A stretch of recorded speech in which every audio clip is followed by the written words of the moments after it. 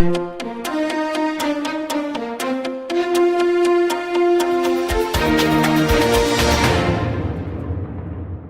and welcome to Midday Update.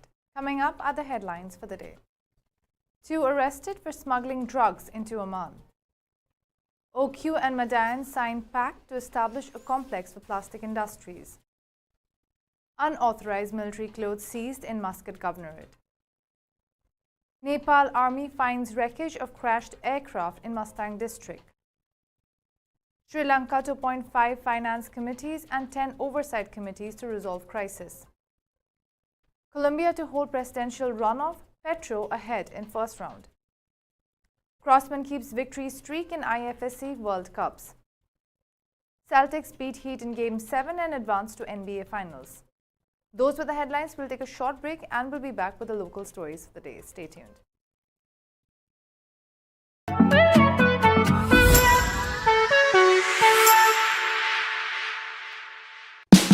Oman's largest online supermarket now has no minimum order limit. From grocery to household items, Rafiq has everything that you want. Enjoy worry-free shopping with over 8,000 products to choose from and get it delivered straight to your doorstep.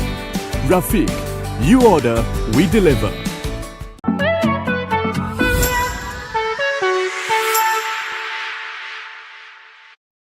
Welcome back now for the local stories for the day.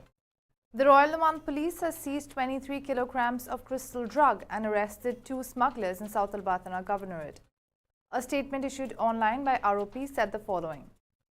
The Department for Combating Drugs and Psychotropic Substance, led by the South Al-Batana Governorate Police, managed to arrest 2 Asians on charges of participating with international gangs to smuggle and possess narcotic substances with the intention of trafficking and entering the country illegally.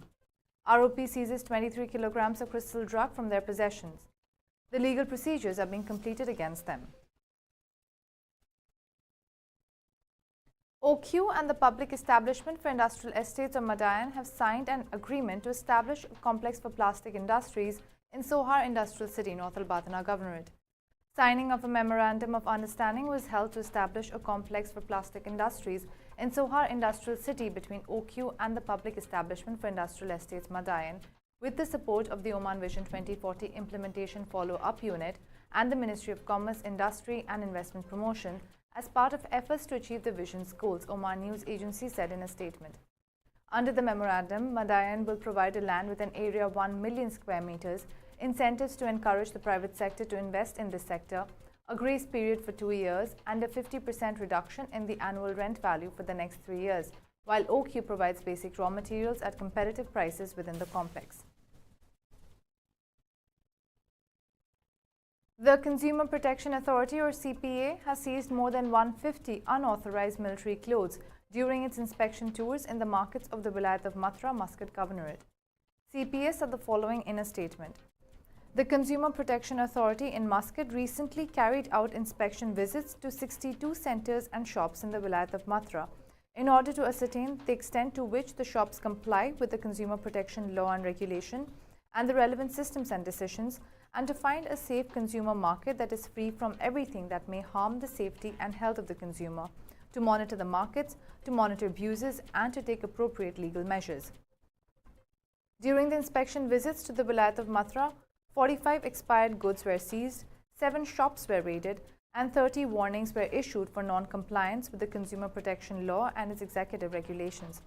In addition, 151 unauthorized military clothes were seized, which is in violation of Consumer Protection Authority Decision No. 9/2019 regarding the ban on the circulation of military or similar clothes and their accessories, and anyone who violates the provisions of this decision is punished with an administrative fee. The inspection visits also resulted in the monitoring of a number of observations, and many complaints and communications were resolved in the field. Seizure reports were issued against some violators, and administrative and legal procedures are being completed in their regard. With that, we'll take a short break and we'll be back with the international and sports stories for the day. Stay tuned.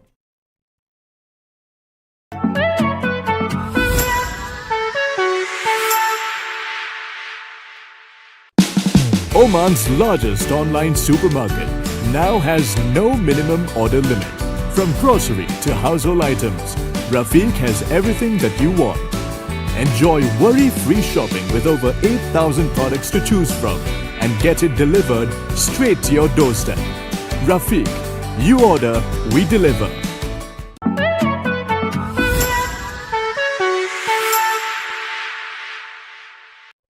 Welcome back to Midday Update. Now for the international stories. The Nepal Army on Monday confirmed that the wreckage of a passenger plane which crashed on Sunday with 22 people on board, including 4 Indians, has been located in the Sanaswari of Mustang district. Due to possible snowfall and inclement weather, the team of the Nepal Army is still struggling to reach the site of the incident, the Chief District Officer of Mustang, Netra Prasad Sharma, told sources, adding that the photographs were provided to Nepal Army by local Yarsha Gumba collectors. Army spokesperson Narayan Silwal said that the Nepal Army was moving towards the site from the ground and air route.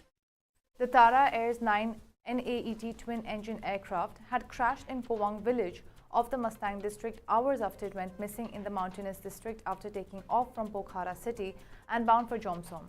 It lost contact at 9:55 am after reaching the late area of Mustang, said the airport authorities. All helicopters deployed for the search of the crashed aircraft were called back to their bases on Sunday after snowfall in Mustang district, Premnath Thakur, general manager of Tirubam International Airport, said.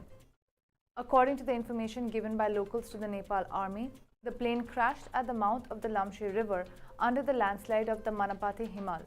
As per the police officials, the aircraft has been suspected to have crashed in the TT area of Late in Mustang district. The Nepal Home Ministry has deployed 2 private helicopters from Mustang and Pokhara for the search for the missing aircraft. Sri Lankan Prime Minister Ranil Wickremesinghe on Sunday said that 5 finance committees and 10 oversight committees will be appointed to resolve the economic and political crisis faced by the country.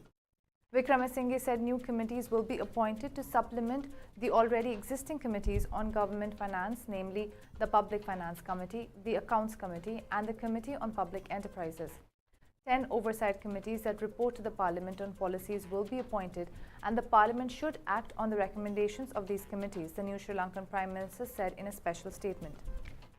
The youth are calling for a change in the existing system. They also want to know the current issues. Therefore, I propose to appoint 4 youth representatives to each of these 15 committees, he said. Wickremesinghe also stressed on the need to change the structure of the Parliament to strengthen it. In the official statement, he called for a 21st Amendment to the Constitution to make the President and Cabinet accountable to Parliament. We propose a National Council, a committee consisting of the Speaker, the Prime Minister, the Leader of the Opposition, and the leaders of the major parties is called the National Council. The National Council can talk about the policies of the country as well as about the decisions of the Cabinet, said Sri Lankan Prime Minister. Right-wing presidential candidate Federico Guterres is not making it into the second round of the presidential election in Colombia, according to results from the National Electoral Council released after 91.66% of the ballots were counted. Leftist candidate Gustavo Petro is coming ahead in the first round and currently has 40.44% of the votes, while businessman Rodolfo Hernandez has 27.99%. Guterres has 23.95% of the votes. Colombians went to the polls on Sunday to choose their next president. A runoff will be held on June 19 since none of the contenders appears to have won over 50% of the votes. And now for the sports stories. Natalia Crossman took her 3rd consecutive boulder gold from the International Federation of Sport Climbing World Cups on Sunday. Crossman, the current boulder world ranking number 1, was the only athlete to solve all 4 boulders in the women's event. Even the Crossman's attempt to top reached 10 in total, managing to solve the 4th and most challenging boulder significantly secured her victory. In the men's event, Ogata Yoshiyuki got the gold with 4 tops, 4 zones and 8 attempt to top. Although has exact same number of tops, zones and attempts with Ogata, Slovenia's Anze Pehrac has to rank the 2nd due to his lower placement in the semi-finals. Jason Tatum scored a team-high 26 points as the Boston Celtics edged the Miami Heat 100-96 in Game 7 on Sunday to face the Golden State Warriors in the NBA Finals. Tatum, who also had 10 rebounds and 6 assists, was named the Eastern Conference MVP. Marcus Smart and Jaylen Brown each had 24 points for Boston. Horford, who had 5 points and 14 rebounds, reached his first NBA Finals at age 35. Jimmy Butler led Miami with 35 points, followed by 25 points and 11 rebounds from Bam Adebayo. Kyle Lowry contributed 15 points and 7 rebounds. The Celtics opened the game with a 6-0 run on the way to a first quarter 32-17 lead. Jimmy Butler scored 11 of the team's 13 points early in the second quarter to help Miami cut the deficit to a 55-49 at the break. Boston expanded the lead to 90-79 with a 8-0 run before the Heat answered an 11-0 sprint to close the game on 98-96. Smart hit 2 free throws to help Boston hold off Miami. The championship series will begin on Thursday in San Francisco. Those were the local, international and sports stories for the day. For more updates, stay tuned and keep watching TTV. You've just heard the live feed from the TTV studios on TFM 95.4. Let's talk.